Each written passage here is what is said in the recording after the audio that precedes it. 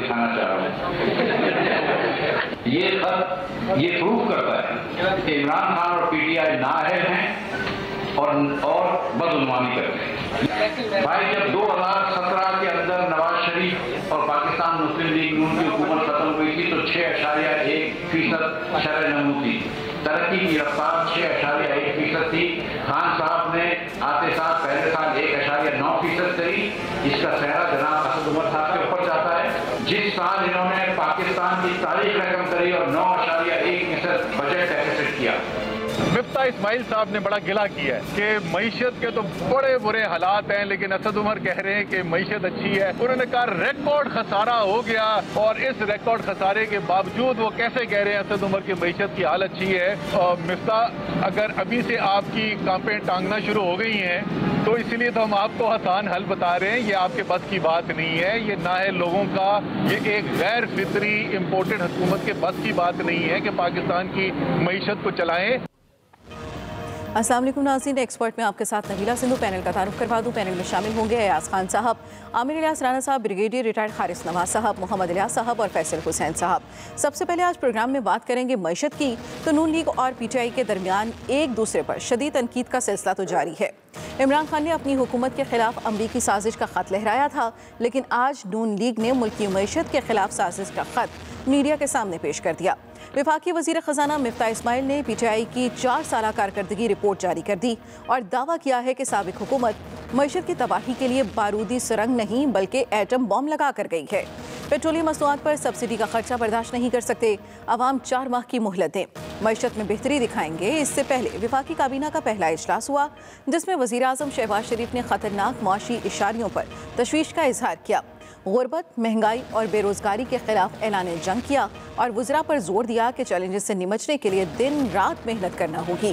PTI रहनुमाओं ने अपनी पॉलिसियों का भरपूर दिफा करते हुए कहा, हुकूमत की अभी से कांपें टांगना शुरू हो गई हैं। गैर फितरी इम्पोर्टेड हुकूमत के बस की बात नहीं, ये नाअहल लोग हुकूमत नहीं चला सकते।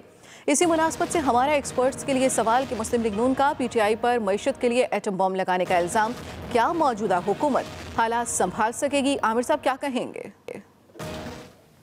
देखें, ये बड़े अजीबोगरीब लोग हैं, सियासतदान जो भी हों। मिफ्ता इस्माइल साहब को टाइम बम मिला और हमाद उधर उस वक्त, और ये असद उमर कहते थे बारूदी सुरंगे मिफ्ता इस्माइल लगा के गए थे, क्योंकि आखिरी वज़ीर ख़जाना वही थे, डार नहीं थे। तो फिक्रे भी एक है, मईशत भी एक है कि बिल्कुल कुछ नहीं पल्ले छोड़ा, दोनों ही करें। हम पिछली गवर्नमेंट को ये बिल्कुल कह सकते हैं कि जी परफॉर्मेंस 0 थी और वो नहीं कर रहे थे डिलीवर, लेकिन अब हम ये इनसे कहेंगे कि भाई ये किससे वो 4.5 साल, 4.25 साल हमें सुनाते चले।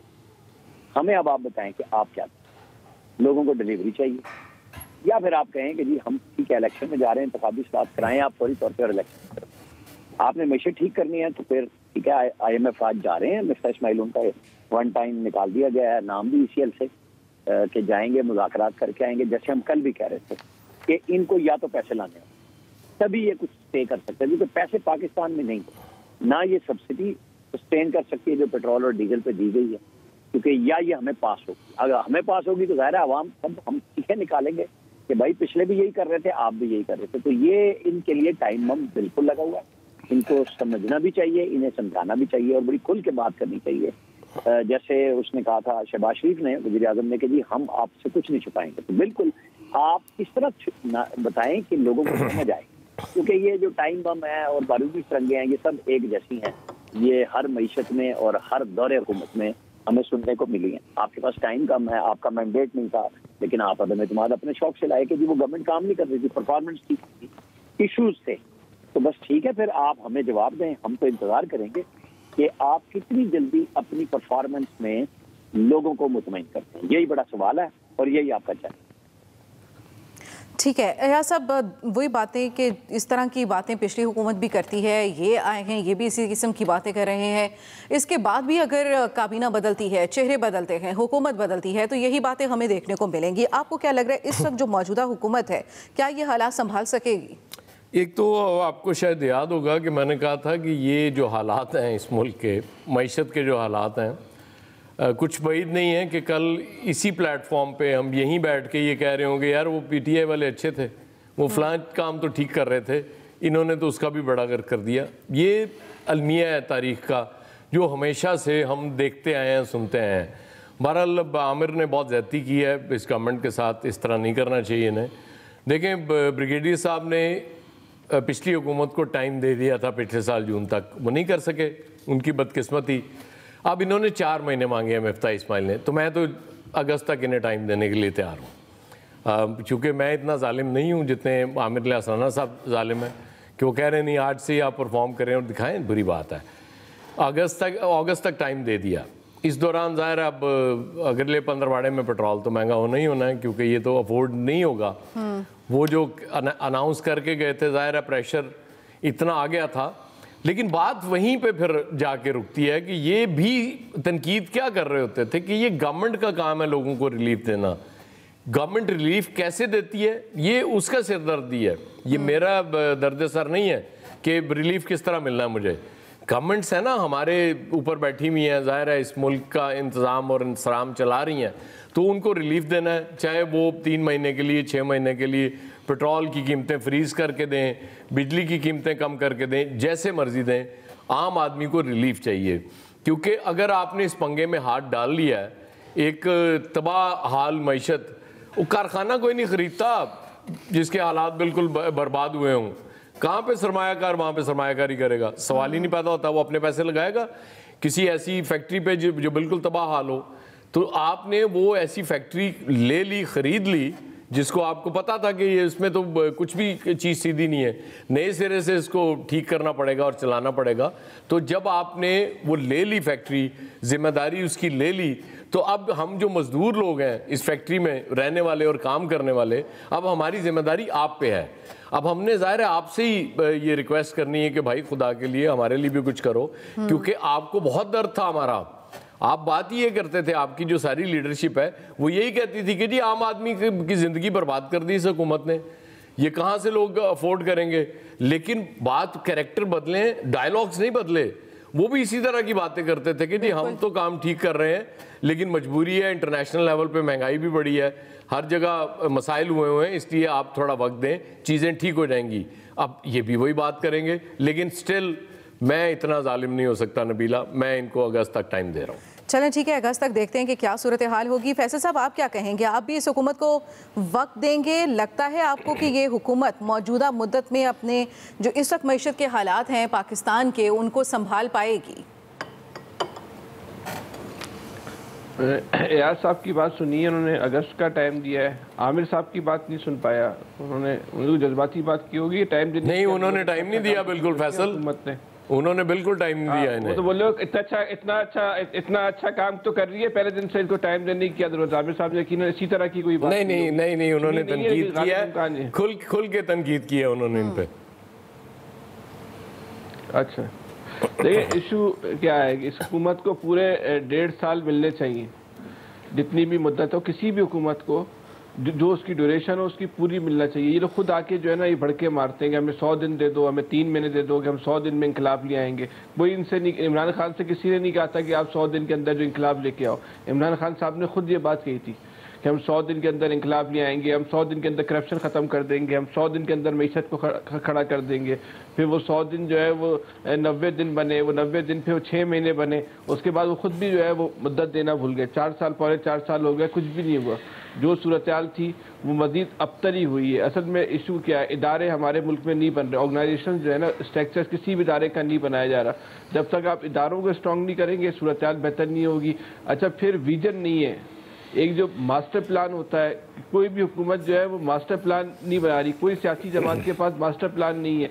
इसी तरह किसी भी इदारे के पास अपना मास्टर प्लान नहीं है कि 5 साल में ये उनका इदारा कहाँ खड़ा होगा, ये मुल्क कहाँ खड़ा होगा, पाकिस्तान कहाँ खड़ा होगा, शहर कहाँ खड़े होंगे, कौम कहाँ खड़ी होगी। कुछ किसी इदारे के पास, कैसी सियासी जमात के पास, पूरी हुकूमत के पास, ऊपर से लेके नीचे तक किसी के पास कोई मास्टर प्लानिंग। दुनिया की शायद ये बदनसीब तरीन कौम है, दुनिया की बदनसीब, जिस कौम का कोई मास्टर प्लान ही नहीं है, जिस कौम का कोई विजन ही नहीं है। रोज़ की पॉलिसी, रोज़ नहीं, जो दिहाड़ीदार मजदूर होता है ना, यौमिया उजरत पे काम करता है, यहाँ रोज़ की पॉलिसियाँ रोज़ की बुनियाद पे बनाई जाती हैं। इनको पता ही नहीं होता है कि जो अगला सूरज निकलेगा वो मुल्क के लिए क्या खबर लेकर आएगा, वो हमने कल क्या काम करने, सुबह उठ के तय करते हैं हमने आज क्या काम करना है। तो जिस कौम में हुकूमत ने रोज़ाना की बुनियादों पर पॉलिसी बनाई थी हो तो वहाँ तो यही होना है। ये हुकूमत का क्या है? इस हुकूमत ने कोई आप मुस्लिम लीग का अगर आपने जायज़ा लेना है ना तो हमने उसका आज से जायज़ा नहीं लेना। मुस्लिम लीग एक सियासी जमात है, इसके पास तो 88 से लेकर की बात करें, इनके पास तो 88 से लेकर अब तक का मास्टर प्लान होना चाहिए था। आप आज आके अगर हुकूमत करना सीख रहे हैं, इमरान खान तो अनाड़ी था, आप तो अनाड़ी नहीं है। आप किस बात का जो टाइम मांग रहे हैं? इमरान खान के पास तो टीम भी अनाड़ी थी, खुद भी अनाड़ी था, तकब्बुर भी अपनी इंतहा पे था, सहारों पे खड़ी भी हुकूमत थी। आप तो बोलते हैं ना बड़े खुद मुख्तार हैं हम, और हुकूमत करने का भी तजुर्बा इस वक्त पाकिस्तान में मुस्लिम लीग और पीपल्स पार्टी से ज्यादा किसके पास होगा? तो करें ना हुकूमत, कर देते आके, तो अलादीन के चिराग लेकर आते आप, नहीं ला सकते थे। लेकिन प्रैक्टिकल बात ये अफसोसनाक बात नहीं है कि अलादीन का चिराग नहीं है, इशू ये है कि अब तक इन्होंने भी कोई कौम को अपना एजेंडा नहीं दिया, कौम को कोई मास्टर प्लान नहीं दिया कि हम 6 महीने में, साल में, 2 साल में ये काम कर देंगे। तो रोज की बुनियाद पर रोज पॉलिसियां बननी, इसी तरह चलता रहेगा पाकिस्तान। किस्मत को रोए बैठ के अपनी। ठीक है ब्रिगेडियर साहब, आपको क्या लग रहा है कि मौजूदा इलियास साहब, मौजूदा हुकूमत कहाँ खड़ी है? क्या इतनी कैपेसिटी है कि मईशत को संभाल सकेगी? देखिए जी, सूरत हाल तो वही है जैसे पिछली गवर्नमेंट जैसे चीखती थी कि जी कुछ नहीं है, तो मौजूदा हुकूमत आई तो ख़जाना उनको वैसे ही कह देंगे उस तरह ही मिला, खाली मिला। देखें आपके रिज़र्व कम होते जा रहे हैं, आपके रिज़र्व भी वो जो कहते हैं ना मांगे तांगे के हैं, मांगे हुए रिज़र्व्स हैं। आप देख लें किस किस से, सऊदीया से लिए हमने, दूसरे मुल्कों से लिए, और वो रिज़र्व हमारे पास ये हैं। तो वो रिज़र्व से हम क्या करें, उनसे मेंटेन करें, और वही कह देंगे जी हमारे पास 4 हफ्तों की इंपोर्ट का पैसे हैं। तो ये जो चीज़ें हैं, आपने कर्जा अदा करना है, आपके पास वसाइल नहीं है, आपके टैक्स रेवेन्यू शॉर्टफॉल आ रहा है, फिर एक दफ़ा 1 महीने का बड़ा था, फिर एक शॉर्टफॉल आ गया क्योंकि जो पिछले मरतबा आया था उसमें बिजली और पेट्रोल में दे दिया था। अब IMF के पास जाएंगे, जो आप सब्सिडी दे रहे हैं लोगों को, IMF कहेगी वो भी ख़त्म करें, आप पेट्रोल की कीमत भी बढ़ाएं, बिजली की कीमत भी बढ़ाएं, और टैक्सेस एग्जेम्पशंस जो हैं वो ख़त्म करें इंडस्ट्री को जो दिए हैं। तो ये तमाम सूरत हाल है, बड़ी मुश्किल सूरत हाल में गवर्नमेंट के लिए एक बहुत टफ टारगेट है। वही कह रहे हैं ना कि बरूदी सुरंगें नहीं, अब तो आइटम बम लगे हुए हैं, वही सारी सूरत हाल है। इसको करने के लिए इनको एक वक्त दरकार है, ये 3-4 महीने में काम होने वाले नहीं हैं। इसके लिए 1-1.5 साल जैसे पूरा वक्त है वो चाहिए उसके लिए। या तो इस वक्त करते कि इस अदम एतमाद की तहरीक लाएँ तो अभी इलेक्शन करवा लेते हैं, अभी इलेक्शन करवा के, ताकि नई हुकूमत जो आए वो सही तरह पॉलिसियाँ बना सकें। अब ये पॉलिसियाँ बनाएगी हुकूमत, फिर इलेक्शन आ जाएंगे, फिर जिसकी भी गवर्नमेंट आएगी फिर एक मसला बना रहेगा। और बदकिस्मती हमारी ये है कि हमारे कोई पॉलिसियों का तसलसल नहीं होगा, और इसी तरह हम मज़ीद ख़राब होते जाएंगे। हमारी जो शरह नमू कह रहे हैं जी पहले 6.1 थी, अगर 6.1 होती है ना तो उसके ट्रिकल डाउन इफेक्ट्स लोगों तक आने चाहिए, गुर्बत कम होनी चाहिए। गुर्बत आप देख लें, आज वो खुद बता रहे थे कि 1 करोड़ तक लोग यानी कि गुर्बत का शिकार हो गए हैं, और बुरे हालात हैं, हर चीज़ महंगाई हो चुकी है, आपका डॉलर का कंट्रोल नहीं हो रहा, रुपए की कदर कम होती जा रही है। तो इससे जो इम्पोर्टेड चीज़ें हमारी, जो इंडस्ट्री की रॉ मटेरियल वगैरह आता है, तो वो भी महंगा हो गया। हर खाने पीने की चीज़ हमारी कंज्यूमर बेस्ड इंडस्ट्री है, सिर्फ टेक्सटाइल से एक्सपोर्ट करते हैं, बाकी जो है वो आपके हिसाब से सारा देख लें, तजारती खसारा हमारा बढ़ता जा रहा है। तो वो जो सारी चीज़ें हैं हमारी, जो खाम माल आएगा इंपोर्ट करेंगे वो भी महंगा होगा, तो इससे हमारी इंडस्ट्री वाइबल नहीं रहेगी बाहर एक्सपोर्ट करने के। तो ये तमाम चीज़ें गवर्नमेंट को एक दफ़ा देखना चाहिए, इसको टाइम लगेगा, माहिरीन होने चाहिए। माहिरीन तो पता नहीं कैसे हैं कि वो जहाँ डॉक्टर की ज़रूरत है वहाँ वो डिस्पेंसर लगा होता है, वहाँ कुछ इसी तरह मांगे तांगे के वज़ीर होते हैं जो कि काम सही तरह सही कर नहीं सकते। अगर यहाँ एक्सपर्ट्स लगें, टेक्नोक्रेट्स वगैरह लगें तो बेहतर अंदाज से काम कर सकते हैं। कोई ऐसी पॉलिसियाँ बनाएं जिससे गुर्बत में कमी आए, लोगों को रोज़गार मिले, और महंगाई में जो कंट्रोल करना वो सबसे बड़ा जिम्मेदार बुनियादी तौर पर सूबाई और ज़िली हुकूमतों की। इलेक्शन डिस्पेंसर कह दिए, मैं समझा था कहने लगे डेंटिस्ट लगा हुआ। डेंटिस्ट लगे हुए सर बेबी वो भी तो है, बिल्कुल हैं, और वो सबसे बड़े ओहदे पर हैं। ब्रिगेडियर साहब, आपकी जानिब आऊँगी, आपसे ये जानना चाहेंगे कि मुस्लिम लीग नून ने PTI पर मईशत के लिए बारूदी सुरंगों की बात हो रही थी, अब ये कह दिया है कि एटम बम लगा गई है। आपको लगता है कि मौजूदा हुकूमत हालात संभाल पाएगी? नबीला, एक तो बात बड़ी क्लियर है, ये हमेशा होता है कि जो हुकूमत जाती है दूसरे पे इल्ज़ाम लगा देती है। I think they have to move forward. उन्होंने अब ये देखना है कि आपने क्या करना है। व्हाटएवर हैज हैपेंड, आप इसीलिए आए हैं, आपने हुकूमत भी गिराई, नो वोट ऑफ कॉन्फिडेंस कामयाब हुआ, उसके बाद आपने नई हुकूमत बना ली है। तो अभी आप बजाय इसके को ब्लेम करें, you have to not deliver, और डिलीवर करके दिखाएं। आपका एक्सपीरियंस भी है, आपकी टीम भी अच्छी है। फिर बजाय इसके कि रोज़ के जी ये मैशत में हो गया, ये हो गया, यही वो इमरान खान पहले कहते थे कि जी हमारे इतने फॉरेन रिजर्व रह गए हैं, थोड़े 6-7 बिलियन डॉलर थे, अब एटलीस्ट 25 पे चले गए थे, फिर डिप्लीट हो गए, 14-15 पर आ गए हैं। देखना ये है कि इससे मुल्क का क्या नुकसान हो रहा है, मुल्क को क्या फ़ायदा हो रहा है। आई थिंक ये बात है। और इस स्टेज के ऊपर जबकि आपकी इतनी ज़्यादा पार्टीज हैं, उनमें अंडरस्टैंडिंग नहीं हो रही है, गवर्नमेंट मुस्तकम नहीं है, आपस में जो पार्टियाँ छोटी छोटी पार्टियाँ उनमें रस्साकशी चल रही है, इक़्तिदार की, मिनिस्ट्रीज़ की। बिलावल भुट्टो इंग्लैंड गए हुए हैं, वहाँ जाके वो बात करें कि पंजाब का governor they wanted with 7 parties 7 members, वो चाहते हैं पंजाब का गवर्नर भी चाहिए, प्रेसिडेंट भी चाहिए, फिर उसके बाद चेयरमैन सेनेट भी चाहिए। इसके बाद पीपल्स जो JUI जो वो भी सदारत की सीट पर बैठने की कोशिश कर रहे हैं। तो ये बहुत प्रॉब्लम है। मैंगल को देख लें, अख्तर मैंगल वो उठ के चले गए हैं, वो नहीं आ रहे हैं। ये काफ़ी इनमें प्रॉब्लम हो रही है। अभी ये कुछ नज़र आना और शुरू हो जाएगी। बात ही इधर से फिर इमरान खान का अपना प्रेशर है, वो एक अभी जलसे शुरू कर दिए हैं, वो एक और प्रॉब्लम आ रही है। तो इसका आप ब्लेम, काउंटर ब्लेम के बजाय you have to deliver. I honestly feel 6-7-8 महीने में ये गवर्नमेंट उतना ज़्यादा डिलीवर नहीं कर सकती जो कर सके। बेहतर यह है कि जिस वक्त राइट टाइम के ऊपर बजट के बाद इसका जनरल इलेक्शन करवा दें, जो भी हुकूमत आए आवाम के मैंडेट से आए, और वो फिर 5 साल के लिए डिलीवर करें। स्टेबल गवर्नमेंट होगी, बाहर के फॉरेन कंट्रीज भी उसकी तरफ देखेंगे, जी ठीक है 5 साल के लिए आए हैं, वहाँ जो फाइनेंशियल इंस्टीट्यूशन है वो भी देखेंगे, और आपकी आवाम भी देखेंगे, चलें जी एक हुकूमत आ गई। इस पर ये अनसर्टनिटी सबसे ज़्यादा हमारे मुल्क के नुकसानदेह है। 1 मई को पेट्रोल डीजल की प्राइस बढ़नी है, बिजली की प्राइस बढ़ जाएगी, कैसे जस्टिफाई करेंगे? ये तो आप नहीं कह सकते कि पुरानी हुकूमत ख़राब कर गई तो अभी हम कर, ये तो हमेशा से होता है। अभी फिर आपको एक और मैं जो बात कर जो है रमीज राजा का, एक ये इस out of the contact, honestly I feel कि वो अच्छा वाला काम कर रहा है। जरूरी तो नहीं है कि आपने आगे हारे को चेंज करने है। अगर वो डिलीवर कर रहा है, क्रिकेट को समझ रहा है, इंटरनेशनली उसकी फेम है, उसको जानते हैं, तो ऐसे जरूरी नहीं है कि हर चीज़ आप चेंज कर दें, तो आपसे सर्वी कर दें। कहीं ना कहीं स्टेबिलिटी रखनी चाहिए। तो इसलिए हुकूमत को चैलेंज है। जो शहबाज शरीफ में हैं वर्कॉलिक, बहुत मेहनत करने वाले हैं, लेकिन क्या उनकी टीम जिसमें बहुत ज़्यादा फ़र्क लोग हैं वो इनका साथ दे सकेंगे, उनकी पॉलिसी को टो कर सकेंगे? These are big question mark. ये आइंदा, ये जो ईद के बाद का महीना है, it is going very very crucial. देखना है कि ये उस वक्त तक कैसे डिलीवर करते हैं, या इमरान खान कैसे अपनी पोजीशन को और मुस्तहकम करते हैं। ब्रिगेड साहब टाइम दे दें यार, इनको 4 महीने मांग रहे हैं वो आपसे। 4 महीने दे दें यार, पाकिस्तान के लिए बेहतर हो, और तो कोई ऐसी बात नहीं। लेकिन आप 4 महीने तो दे देना यार। मिफ्ता ने मांगे हैं 4 महीने। चल मेरा अगस्त तक ले लिए हम दोनों ने 4 महीने दे दिए। हमारे 2 एक्सपर्ट 4 महीने का वक्त दे चुके हैं। अब देखिए कि ये हुकूमत को किस डगर पर लेकर जाती है। ब्रेक लेंगे और ब्रेक के बाद दोबारा हाजिर होंगे, साथ रहिएगा।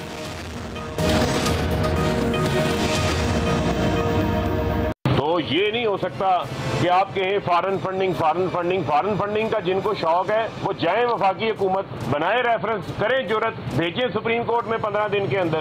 कहते हैं जी इजराइल से फंडिंग आ गई, इंडिया से फंडिंग आ गई। फंडिंग का दार आप लोगों का है। ये जो फंडिंग लेकर वक्त की हुकूमत को जो गिराया गया है, जो बैरूनी फंडिंग लेकर, वो करदार तो आप लोगों का है। उसामा बिन लादेन से पैसे आप लेते रहे। नून लीग पीपल्स पार्टी अपने पार्टी अकाउंट्स को पैसा वाइट करने के लिए जो है इस्तेमाल करती रही है, उसका तो हिसाब आज तक नहीं आया। जहां हुकूमत को कई चैलेंजेस का सामना है, वहीं इक़्तिदार से रुखसत होने वाली PTI की मुश्किलात में भी मुसलसल इजाफा होता जा रहा है। ममनुआ फॉरेन फंडिंग केस और तोशाखाना केस तहरीक इंसाफ के लिए दर्द सर बन गए। आज तोशाखाना केस में इस्लामाबाद हाई कोर्ट का बड़ा हुक्म सामने आया। अदालत ने इमरान खान को मिलने वाले तमाम तहाइफ की फहरिस्त आम करने की हिदायत करते हुए हुक्म दिया है कि बैरून मुल्क से मिलने वाले तहाइफ कोई घर ले गया है तो वो वापस लें और तोशाखाना से मुतल्लिक नई पॉलिसी बनाई जाए। उधर PTI ने इस्लामाबाद हाई कोर्ट का फॉरेन फंडिंग केस का फैसला 30 रोज़ में करने का हुक्म चैलेंज कर दिया और सिंगल बेंच के फैसले के खिलाफ इंटर कोर्ट अपील दायर कर दी। इसी हवाले से एक्सपर्ट्स के लिए सवाल के साबिक हुकूमत के खिलाफ अहम अदालती केसेस, क्या PTI कानून के शिकंजे में आ सकती है? अयाज साहब, सबसे पहले अगर हम बात करें तोशाखाना केस की, तो तोशाखाना केस का PTI के दौरे हुकूमत का जो मामला है वो तो पब्लिक करने का कह दिया गया। आपको नहीं लगता कि बाकिया जो इससे पहले की भी गवर्नमेंट्स गई हैं उनके भी केसेस इस तरह से ओपन होने चाहिए? ये बात तो ठीक है आपकी कि होने चाहिए, लेकिन क्यों होने चाहिए? आप पे इल्ज़ाम आ रहा था ना, बात आप पे मुसलसल तनकीद हो रही थी इस हवाले से, तोशाखाना के हवाले से, तो आपको चाहिए था अपने दौरे हुकूमत में सारे रिकॉर्ड लेके सामने अवाम के सामने रख देते कि ये लें जी, आज तक ये भुट्टो साहब के दौर में इतने लिए गए थे, उसके बाद उसके अगर मुशर्रफ साहब के दौर में या शौकत अजीज़ या इमरान नवाज शरीफ जितने लोगों ने लिए थे, सारी एक लिस्ट आप फ्राहम कर देते, एक अवामी उसको पब्लिक कर देते, ताकि लोगों को पता चल जाता कि जी ये सिर्फ इन्होंने नहीं लिए, ये सब लोग लेते रहे और इसमें कोई गैर कानूनी काम नहीं हुआ। मुझे लगता है कि इन्होंने भी बहुत, पीटीआई ने भी बहुत शोर किया था जब गालिबन यूसुफ रज़ा गिलानी के दौर में एक इंसिडेंट हुआ था, वो एक हार वाला मामला। वही होता है कि जब तक आप इक़्तिदार में होते हैं आपको लगता है कि ये फॉरएवर है, हमने तो इक़्तिदार से चूँकि जाना नहीं है, इसलिए लोग जो मर्ज़ी कहते रहे, कोई इशू नहीं। जैसे ही आप इक़्तिदार से अलहदा होते हैं और फिर कानून का शिकंजा जब कसना शुरू होता है, फिर आप मज़लूम बनने की कोशिश करते हैं और आप कहते हैं ओह देखें नहीं हमारे साथ जुल्म हो रहा है, उसके साथ क्यों नहीं हुआ, उसके साथ क्यों नहीं हुआ। ये फॉरेन फंडिंग वाला केस ही आप ले लें। आज अब तो कुछ अरसे से गवर्नमेंट जब थी पीटीआई की, तो ये लेके आए जी इनके खिलाफ भी पीपल्स पार्टी और पीएमएलएन के फॉरेन फंडिंग को भी उसमें शामिल किया जाए। ये आपको बहुत पहले लेके आना चाहिए था, अपनी गवर्नमेंट में आने से पहले जब आप इस पे स्टे ले रहे थे, उसी वक्त आपको ये प्ली भी लेनी चाहिए थी कि जी बिल्कुल हमें एतराज़ नहीं है, हमारा केस आप देखें, बिल्कुल देखें हमारी फॉरेन फंडिंग कहाँ से आई है, लेकिन साथ साथ इन पॉलिटिकल पार्टीज़ को भी लेके चलें ताकि इंसाफ हो जाए ना, सबके साथ एक जैसा सलूक हो जाए।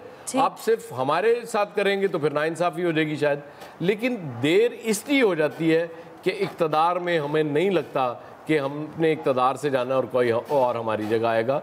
ये मेरा ख्याल है उस दौर में कर लेते, बहुत से मसाइल इनके हल हो जाते। पीटीआई ने अपने दौरे हुकूमत में अगर इन मामलात को तवज्जो नहीं दी तो गलत किया, गलती किया तो आज इस मकाम तक पहुँचे हैं ना। आपने तनकीद तो हो रही थी, वो घड़ी के हवाले से तो बहुत सारी चल रही थी, हमने यहाँ भी हल्का फुल्का उसका जिक्र ये हमारे शो में भी हुआ था।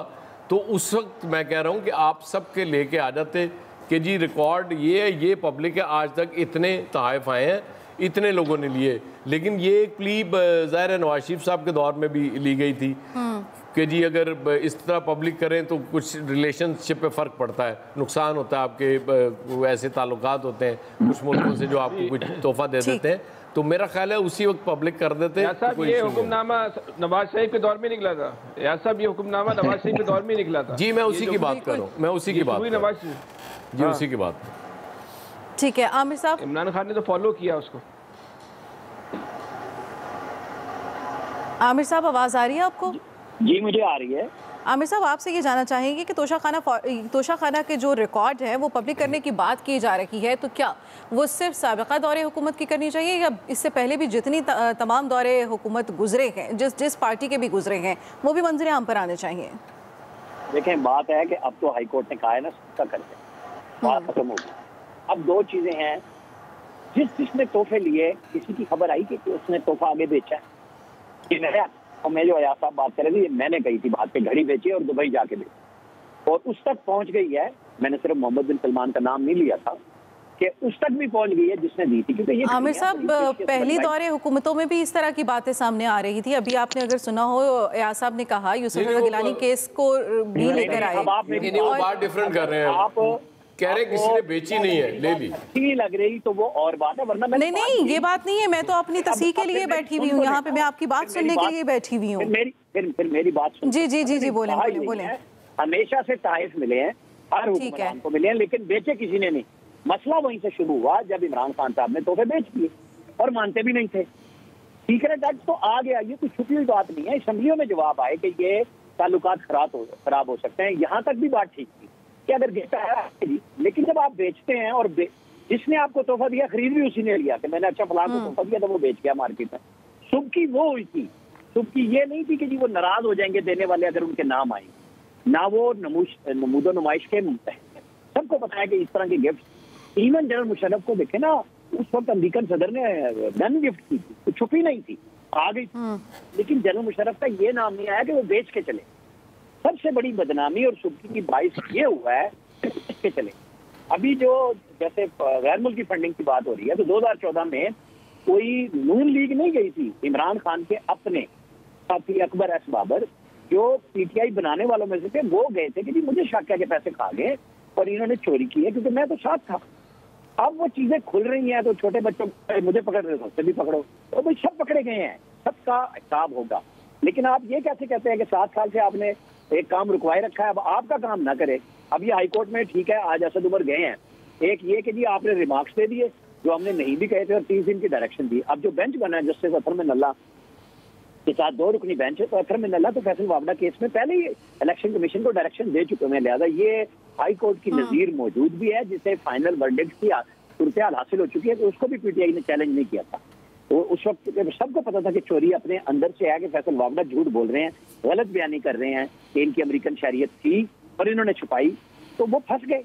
अब ये भी वही केस है कि आपने फंड लिए हैं, आप उनसे छुप रहे हैं, स्टे क्यों लिए, आप फौरन फारिग करा देते। इसी तरह तोशा खाना में कभी सवाल ना होता ये बड़ा अगर आपने तोहफे ना बेचे। लिहाजा ये तो जनता खबरें करते हैं कि तोहफे लिए हैं, थोड़ी कीमत पे लिए हैं।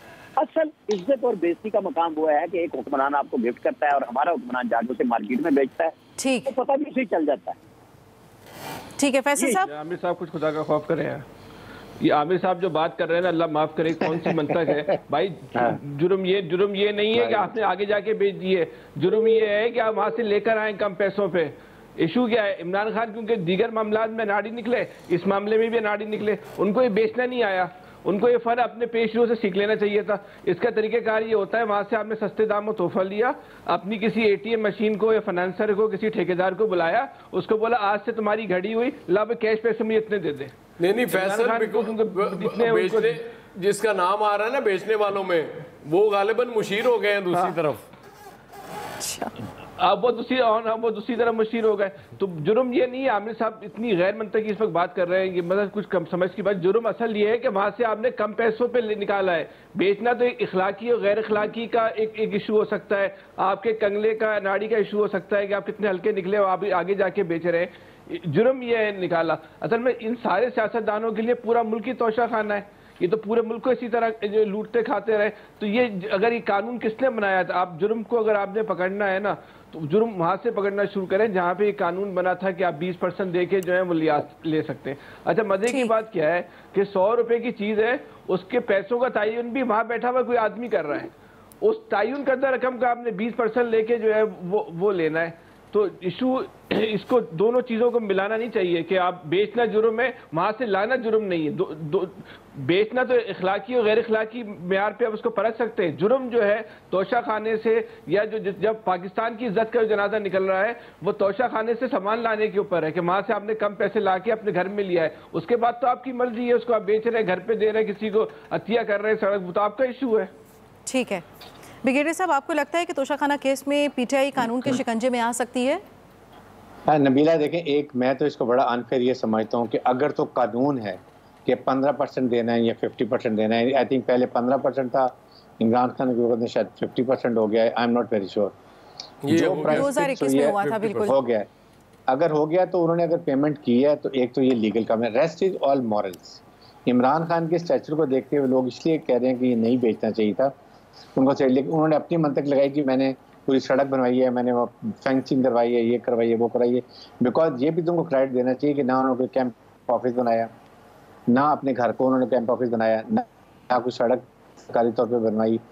लोग अरबों रुपए अरबों डॉलर लूट के पाकिस्तान में भागे हैं जो बाहर बैठे हुए हैं, उनके मुतालिक तो बात नहीं कर रहा। एक 14-15 करोड़ की अगर चीज ली है, वो भी अगर उन्होंने लीगल तरीके से ली, that I it should be confirm. तो इसके ऊपर इतना इशू क्यों मनाया जा रहा है?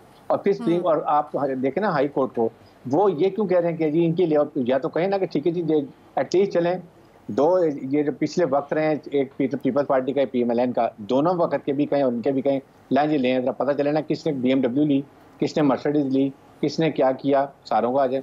एक आदमी को अगर आप मैट पे लिटाना चाहते हैं और उसकी विक्टिमाइज कर रहे हैं, डिस्क्रिमिनेटरी बात नहीं होनी चाहिए। इसी तरीके से फॉरेन फंडिंग की बात कर रहे हैं, फॉरेन फंडिंग में फ़र्क भी होना चाहिए। अगर पैसा वहाँ से आया है, किसी मुसलमान कंपनी ने भेजा है, वहाँ से पैसा पॉलिटिकल काम के लिए, पार्टी के लिए आया, तो it is not an offence. Maximum क्या, उसको कॉन्फिस कर लेंगे, पैसा ले लेंगे। बात जिस तरीके डेली बेसिस पे कराना, पीएमएलएन का और पीपल्स पार्टी का भी करें, सबका करें, इकट्ठा करें, इकट्ठा डिसीजन का ताकि सब सॉर्ट आउट हो जाए किसने किया है। ये डिस्क्रिमिनेटरी कोर्ट को अब छोड़ देना चाहिए। इसी से हमारे मुल्क के हालात ख़राब हो रहे हैं, लोगों का अपनी जुडिशरी से, अपने अदारों से एतमाद ख़त्म हो रहा है। This should never happen. इसके लिए बहुत मेहनत करने की ज़रूरत है और डिसीजन वो करें जो सबके लिए बराबर हो। कोई पॉलिटिकल पार्टी हो, कोई पॉलिटिकल लीडर हो, एक आदमी को आप टारगेट करेंगे, I think it will have a follow. ठीक है सब बड़ी मेहनत हुई है, बड़ी मेहनत से इस मुकाम तक पहुंचे कि इदारों का वकार खत्म हुआ है। इसके लिए बड़ी मेहनत की गई है, यकीन करें। अभी और भी मेहनत कर रहे हैं, अभी मेहनत कर रहे हैं और जारी रहेगी मेहनत। तो आपको पता है इंसान तो आखिरी वक्त तक मेहनत करता रहता है। बिल्कुल, ठीक है, अच्छी मेहनत करें ना। इलियास साहब, तोशा खाना केस में पीटीआई कानून के शिकंजे में आ सकती है। आप क्यों नहीं मेहनत कर रहे? तोशा खाना केस में जो है, जो इस वक्त उन्होंने जवाब तो दे दिया अपना कि उन्होंने फंड्स वगैरह जो इस्तेमाल किए। अब इन्वेस्टिगेशन करना चाहते हैं तो करें, लेकिन लोगों को ये तोक़ा नहीं है कि इमरान खान साहब जाके इस तरह के काम करेंगे, जाके सस्ते दामों बेच देंगे। और जो सबसे बड़ी बात, जो शर्मिंदगी की बात है कि वो जिसने दिया था तोहफा, उसके पास उसने ख़रीदारी कर ली। तो ज़ाहिर है ऐसे ताल्लुकात भी ख़राब होते हैं। उनको ये नहीं होता कि जी हमारे दिए हुए तोहफे की कदर ये की कि बेच दिया उसको। और तोहफा तो वो रखना चाहिए था खान साहब को। उससे भी पूछना चाहिए जिसके पास वापस पहुंचा उसे कोई एतराज़ हुआ कि उसको एतराज़ किया ये तो तमाम सूरत हाल को देखना चाहिए कि इसके तोशे खाने से जिन जिन लिए, फिर या तो फिर सबसे क्रॉस द बोर्ड सबसे पूछा जाए कि उन्होंने बेचा के रखा अपने पास। ये इनका तो केस ये है कि इनके घर के बेटी ने बता दिया कि जी इस तरह हो गया है, तो इससे खान साहब पर एक केस बनाने के लिए ये काम किया जा रहा है। और खान साहब ने भी बता दिया कि जी खान साहब को चाहिए था कि पहले फर्स्ट हैंड ही इसका जवाब देना चाहिए था कि इन्होंने कहाँ इस्तेमाल किए पैसे। तोशे खाने से जो मिले थे, हार मिला था, घड़ी मिली थी, वो कहाँ रखे, क्या क्या तोहफे मिले, इनको बता देना चाहिए था। जिस पर बिला वजह इसको इतना बात का बतंगड़ बनाया कि बनाते बनाते अब यहाँ तक हो गया कि FIA की जानिब से इन्वेस्टिगेशन की जा रही, नोटिस किया जा रहा है। और ये तमाम जो सूरत हाल है कि अब इनके पर केसेस बनाने के लिए सोच रहे हैं। ये भी केस है, एक अजीब ही केस होगा कि तोशे खाने के जी पैसे खा गए। अभी यही तो इल्ज़ाम तो यही लगा रहे हैं कि पैसे खा गए। अब कौन मानेगा कि जी सड़क इन्होंने बनवाई थी? अब उस तमाम सूरत हाल का वो देखना पड़ेगा कि ये क्या चीज़ें हैं। सड़क तो वहाँ मौजूद होगी ना, सड़क मौजूद है, सड़क की रसीदें सर, रसीदें कहाँ, किसने बनाई, कब बनाई, वो पैसा किस तरह खर्च किया, ये सारी चीज़ें बतानी पड़ेंगी। वो तो नहीं ना ये आप गवर्नमेंट में थोड़ी है कि रसीदें बना लेंगे जाली के। यहाँ इन चीज़ों का हिसाब रखा नहीं जाता। जाली बनाने वाले गवर्नमेंट में हो ना हो, बना लेते होते हैं। 15 करोड़ रुपए के हिसाब से इतने पैसों का हिसाब रखना इनके लिए होगा अजीब सा, लेकिन एक तमाशा तो बन गया इनका। और ये दुनिया भर में भी इनकी जगसाई हो रही है कि जी इन्होंने तोहफे बेच दिए थे जो मिलते रहे इनको। खास साहब को जो तोहफे मिले, हाँ सब भी बेचते होंगे, लेकिन देख बल्कि बेचते होंगे। मार्केट में गाड़ियां ली होंगी, वो पास तो नहीं होंगी ना, पहले के बिक गई होंगी उसके। जिनको कईयों को तो घोड़े इस तरह काफी चीजें मिलती हैं। जी फैसल साहब, जिसने तोहफा दिया है ना उसको भी पता था मेरा ख्याल है कि ये लोग इनको दो तो यहाँ पे ला, उसने पहले से फिल्टिंग लगा के रखता है वहाँ पे तोहफा देने वाला ना, यहाँ जिसको तोहफा दे रहा है वहीं पे आता है तो वापिस उसके पास आ जाता है, फिर वो अगले किसी को दे देता है। यानी कि उन्होंने तोहफा देने में मेहनत की। सूरत हाल है। ये वैसे ना हाफिज साहब से रिक्वेस्ट करते हैं, फैसल हाफिज ताहिर अशरफी से रिक्वेस्ट करते हैं कि वो तोहफा चूंकि वापस पहुंच चुका हुआ, उन्होंने क्या करना है यार, वो हमें भिजवा दें, हम वापस भी पाकिस्तान और हम बेचेंगे भी नहीं है, ये भी यकीन नहीं कराते हैं। तोशे खाने में आ रहे यानी आवाम के ये माल है सारा। वो तोहफा किसी और मुल्क चला गया किसी और चला गया तोहफा आ जाएगा वापस उधर से। ठीक है, मेहनत की गई काफ़ी ज़्यादा। हम ब्रेक की जाने बढ़ेंगे और एक्सपर्ट के सामने ब्रेक के बाद हम सवाल ये रखेंगे कि PTI का फॉरेन फंडिंग केस PTI के लिए कितनी बड़ी मुश्किलात पैदा कर सकता है। साथ रहिएगा।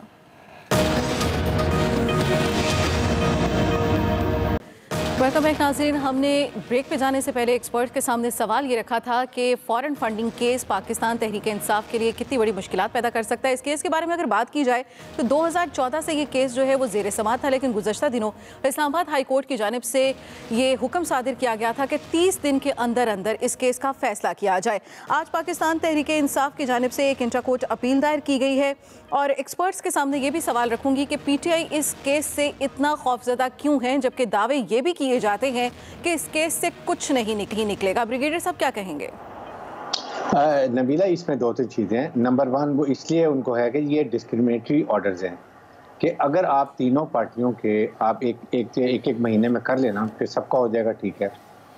नंबर 2, फंडिंग हर एक को ही होगी, PMLN को भी, पीपल्स पार्टी को भी होगी, लेकिन देखना ये है कि ये पैसा कहाँ से, क्या फॉरेन फंडिंग है, क्या फॉरेन फंडिंग वो कि अगर अमेरिका ने PTI को पैसा दिया है रिजीम चेंज के लिए या पोलिटिकल अपनी मर्जी की हुकूमत लाने के लिए, देन इट इज़ रॉन्ग। इसी तरह अगर इसराइल ने पैसा दिया है, इंडिया ने पैसा दिया है, अमेरिका ने दिया है या इंग्लैंड ने दिया है, देन इट इज़ ओके। अगर आपके वहाँ मुसलमान मुल्कों ने, मुसलमान कंपनी ने आपको पैसा दिया है आपके अपनी इमरान खान की पॉलिटिकल पार्टी को, then it is not a foreign funding case. ठीक। सेकेंड ये कि मैक्सिमम क्या होता है, मैक्सिमम ये होता है कि आप वो पैसा जो गलत आया अगर प्रूव हो जाता है दैट विल कॉन्फिस्केटेड, इससे ज़्यादा कुछ भी नहीं है। लेकिन वो बात यह है कि डिस्क्रिमिनेशन नहीं होनी चाहिए, यही हाई कोर्ट ने ऑर्डर दिए हैं, ये सबको इतराज़ है, ये मुझे भी ऑनेस्टली एज ए पाकिस्तानी इतराज़ है। चलें ठीक है। अयाज साहब, इसके साथ साथ अगर बात की जाए, खान की जानिब से ये तस्लीम कर लिया गया कि जस्टिस फाइज़ ईसा पे जो रेफरेंस दायर किया गया था वो गलती है, लेकिन अभी इलेक्शन कमीशन के ऊपर भी एक रेफरेंस दायर करने जा रहे हैं, क्या ये भी गलती नहीं होगी? वो ये गलती बाद में, जब कर रहे होते हैं उस वक्त तो नहीं तस्लीम करते ना ये गलती है, जब कर चुके होते हैं फिर उन्हें पता चलता है कि ये इमरान खान साहब बेशुमार चीज़ें कर जाते हैं, उसके बाद फिर इन्हें ख्याल आता है, ध्यान आता है कि ओहो। बेसिकली मुझे याद है इनके प्राइम मिनिस्टर बनने से पहले एक मुलाकात हुई थी तो इन्होंने बहुत ज़्यादा एकदम से तारीफ़ कर दी, यार वो कमाल जजेज हैं। तो मैंने इनको समझाया था खान साहब से उस वक्त, चूँकि ज़ाहिर है जब तक प्राइम मिनिस्टर नहीं होते मुलाकातें मेरी तो बहुत होती हैं ना, जब प्राइम मिनिस्टर बन जाते हैं मैं ज़रा पीछे हट जाता हूँ। तो मैंने इनसे कहा था, मैंने कहा यार आप इस तरह से एकदम तारीफ़ ना कर दिया करें, कल को बयान वापस भी लेना पड़ सकता है। इमरान खान साहब को नहीं समझ आती, जब ये अभी इन्होंने कहा ना कि वो इस्टेब्लिशमेंट ने दिया था नाम, तो उसके बाद वो उनका साउंड बाइट मिल गया जो सारे चैनल ने चलाया, जिसमें वो कह रहे थे कि अपोजिशन और हुकूमत ने मिलकर चलाया, पिछला हमारे खिलाफ था, ये बड़ा अच्छा आदमी है, आज वो भी बहुत बुरा हो गया। तो ये इसी तरह चलता रहता है इमरान खान साहब, आप बिल्कुल टेंशन न लिया करें। चलें ठीक है। आमिर साहब, PTI की जानिब से तो ये भी कहा जा रहा है कि फॉरेन फंडिंग केस दीगर जमातों का भी साथ ही साथ सुनना चाहिए, खाली तहरीक इंसाफ का नहीं चलना चाहिए। आपको क्या लगता है कि सूरत हाल इस तरह की निकल सकती है कि तमाम पार्टीज के केसेस इकट्ठे सुने जाएं या सिर्फ पाकिस्तान तहरीक इंसाफ के लिए दर्द सर है? वो बच्चा जब क्लास में फेल हो जाए या टेस्ट में नंबर कम आए ना, जब उससे पूछ कि क्या हुआ, कहता सारों का रिजल्ट ये जाए।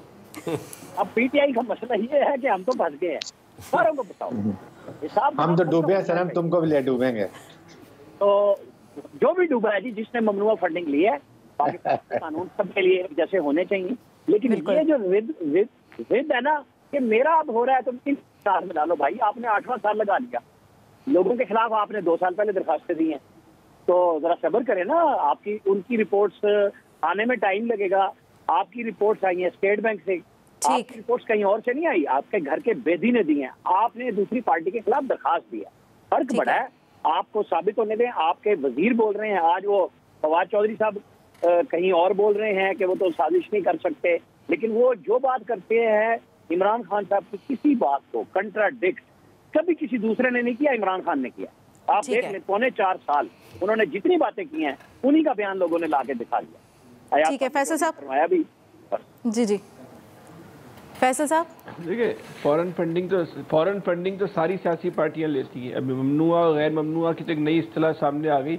इमरान खान फंस कहाँ गए, उनके पास कोई अच्छा ऑडिटर नहीं होगा, उन्होंने मैनेज सही नहीं किया होगा, वरना सारी सियासी पार्टियां जो है वो लेती हैं। सारी सियासी जमातों का जो है फंडिंग का होना चाहिए।